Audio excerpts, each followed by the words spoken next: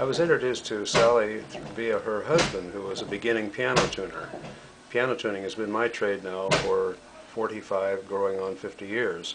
As a matter of fact, by the time the next president is elected, I will have been a tuner for 50 years. In this occupation, there's an awful lot of stress because of the sideways motion of having to pull the tuning levers against the resistance of the tuning pins. So constantly the upper back and the neck are under constant strain, and frequently the lower back gets involved.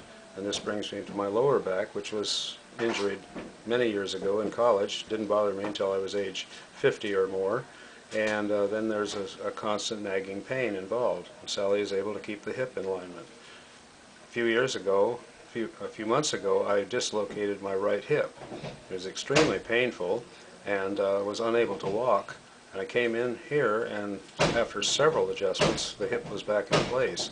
Then I asked her what would happen to the average person if they had suffered the same problem, and she said, "It's a possibility that you may never have walked again, because with the hip out of place, it would not go back in by itself, and therapy and medicine and so on would probably be relatively ineffective." So rather than being on a cane and finally a crutch and finally a wheelchair and finally a mobile scooter of some sort and never walking again, I was able to recover, and it's not bothering me at all as of now.